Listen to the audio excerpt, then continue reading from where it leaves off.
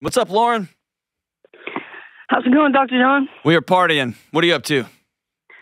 Oh, sitting in my truck trying to shake some of these nerves off, to be honest with you. Oh, I'm not partying, so I'm lying to you. So I'm all good. Don't be nervous. Don't be nervous. I appreciate your call. What's going on? Thank you.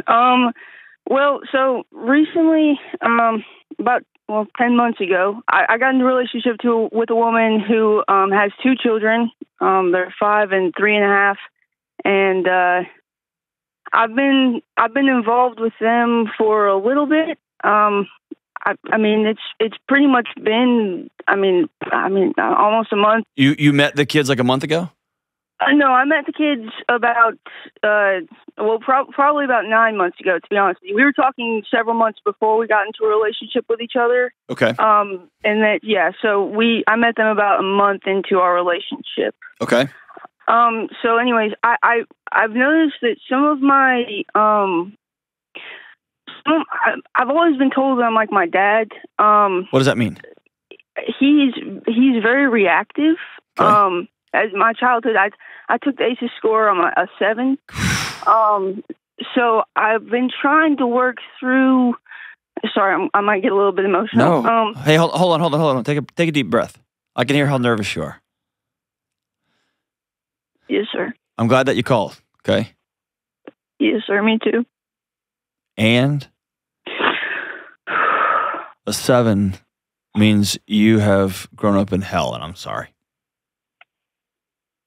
Yeah, it's been a little hard to process because whenever you're growing up in it, you don't really realize that that's kind of what's going on. It just is. It's your life. It's all you know, right? Right. Yeah.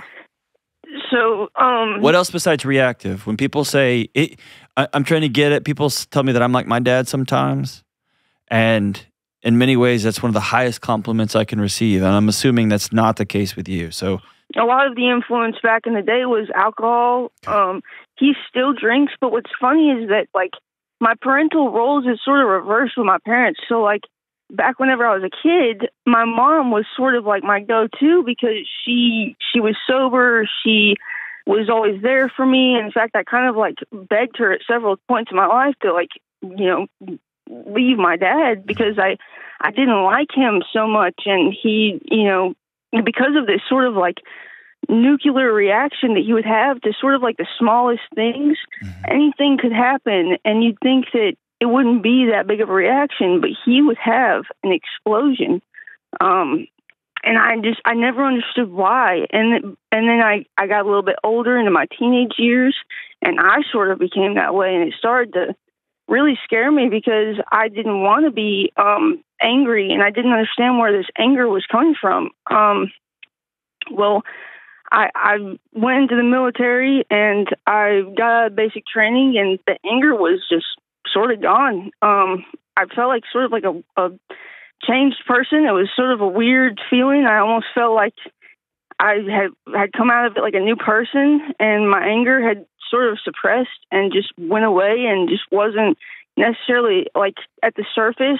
Can I ask you a question about it? Yes, sir. How much? Stop calling me sir. We're the same age. Probably we're not. I'm really old, but I like to lie to myself and say that I'm still young. Okay. How much of going to the military gave you a purpose and gave you a gang, just a group, and gave you some emotionally regulated adults in your life that you could lean on? They told you where to be and when to be and what the mission was?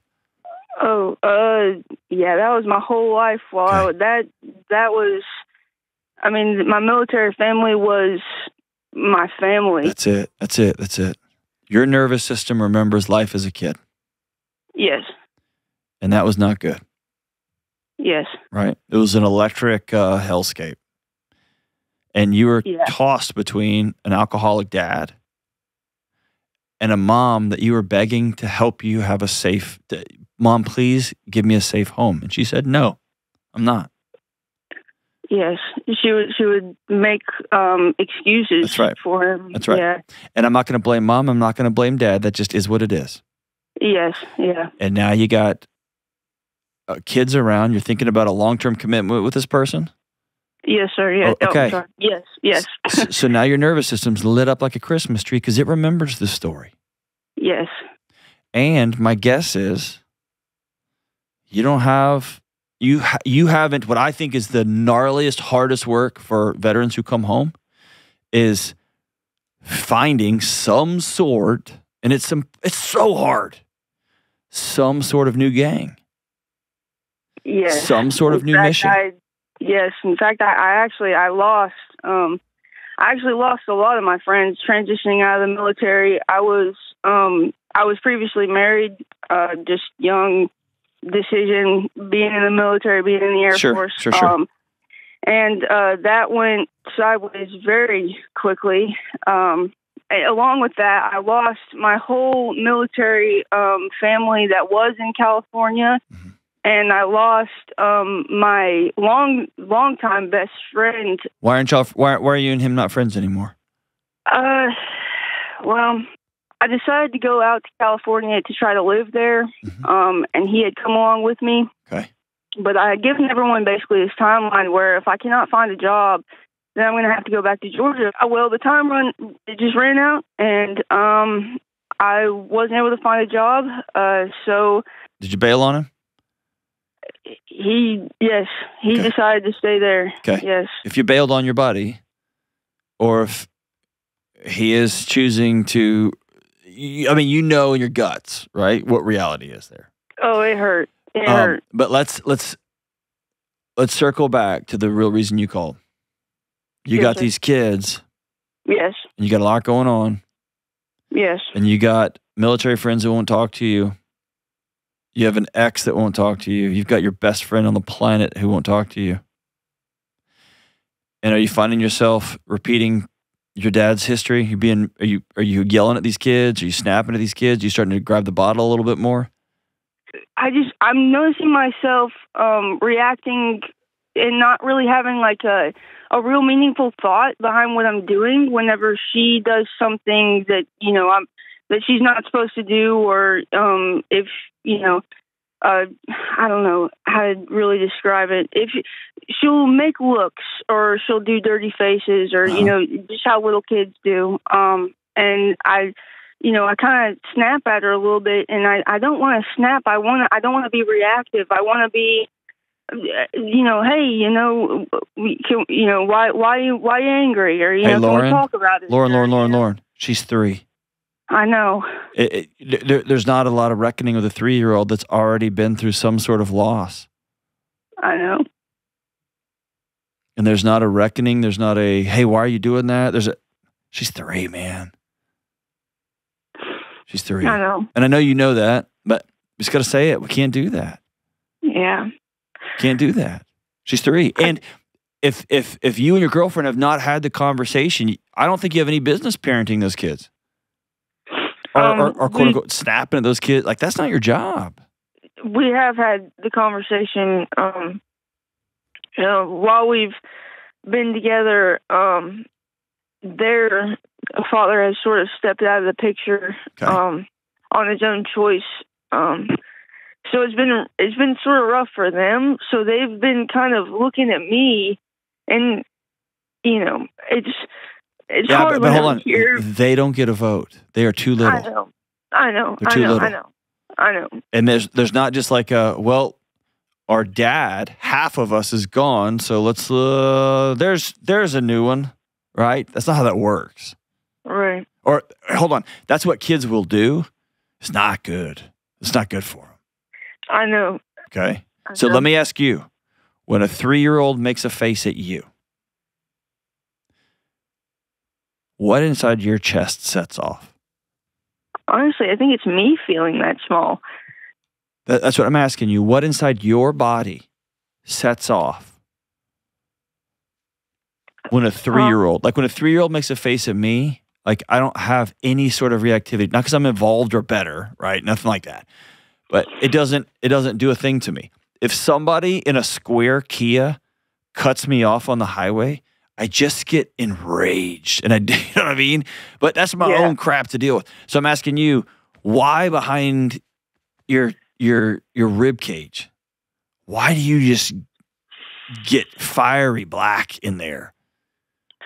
When a 3-year-old snaps at you, when a 7-year-old rolls her eyes at you, why do you have any stake in that?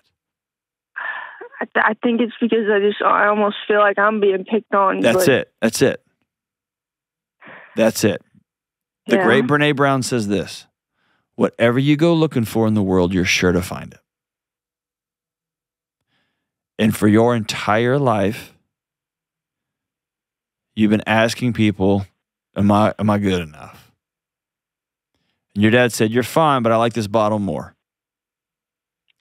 And your moms gave you a bunch of stupid excuses. And the military they looked at you and said, we want you. And they gave you purpose and mission, right? Yes. And a community. And then as soon as that was over, your friends disbanded on you.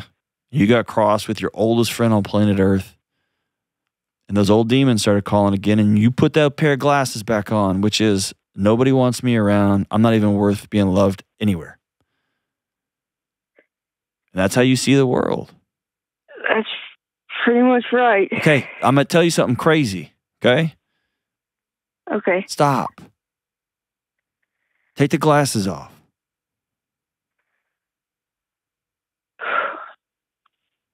Because here's why. It's a way to pseudo protect yourself. It feels like you're protecting yourself when you're always scanning 24/7 for somebody who's going to be mean to you. Somebody's going to kick you out. Someone's going to not accept you. But the lie is you're withering away behind that mask, right? Yeah. So exhausting. A 3-year-old, Lauren, doesn't get a vote. You're a freaking veteran. You're going through life unanchored. Yes. And there's not very many people in the world that put their hands on the side of your face and say, I see you and I love you and you're all right here. Yeah, I don't think anybody's done that to me since I was a little kid. Okay. Next time you see your dad, will you ask him if he'll do that for you? Yes. Okay.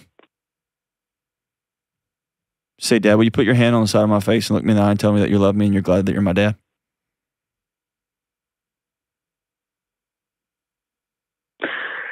Okay. Yes. Daughters should not have to ask their dad for that, but here's where we are. This is reality. This is the truth, and you need that. Can you? I think I do. I know you do. I need that. I need that, Lauren. Okay. And also, is there any reconciliation with your old buddy? I can try. I think he might have blocked me on everything, but I can try to get in contact with him somehow. I'll leave a letter in his parents' mailbox or something. There you go. Say, and it's going to be all I messed this up. I'm sorry. I miss my friend. I don't like doing life alone. And you and I have been ride or die since we were 5 years old. Yeah, I think about him all the time. I know you do. And I guarantee you he thinks about you. And he doesn't have a bridge back over this mess any more than you do. Somebody just got to get in the water and forge across. Yeah. Okay? And now, I want you to sit down and have an honest conversation with your girlfriend. I cannot parent these children at this time. That's not my role. It's not my spot. And you have to decide that you are not going to outsource your self-worth to a 3-year-old. And if you can't do that right now, you have to take the next adult right step and not be around these kids until you can tamper down and become more emotionally safe. Okay? That is your job. That is not the 3-year-old's job. Right. Okay? Don't yell. Just keep this in your head. I don't yell at kids. I don't snap at kids. I just don't. I don't hit kids. I just don't. Yeah. And that has to become up the same way as I just stop at stoplights. Right. I don't yell or anything like that. I just, I feel something sort of in my body. That's and right. I'm not like, I just don't want it to come out. I love it. Here's what I want you to do. Every time you feel that, I want you to take your fist and just put it in your chest. Or it might be if you've got a 3-year-old with you, don't do that. But I want you to reach behind your leg and just bury 1 or 2 fingers behind your knee. And that's going to be your reminder, I'm all right here. I'm okay. sort of just grounding myself. That's exactly right. And here's all we're looking for: a teeny tiny gap between the stimulus and the response. Okay. All we're trying to do is extend that gap a little bit further and a little bit further and a little bit further between the thing that just happened and what you're going to do next. And we're going to stop going through the world looking for everyone who hates us. Your body is right to be looking for places you don't belong because everybody's left. Everybody's left. And you're 25. And so the sucky part of the reality is it's your job to go find places where you can plug back in. And it sounds like you've got a dad who, man, he missed his daughter. And my guess is you've got a best friend that, man, people did stupid stuff. We're in our 20s, and I'm sorry. Will you be my friend? And you're trying to get now from a 3-year-old. We're not going to do that anymore. We're not going to put that kind of burden on kids, especially kids whose lives have just been imploded. And I want you to get with a veterans group there in Atlanta. I want you to get a part of a group of electricians there in Atlanta. I want you to go find a gang in Atlanta. And it's going to be awkward and weird because you're 25. Show up. Show up, show up, show up.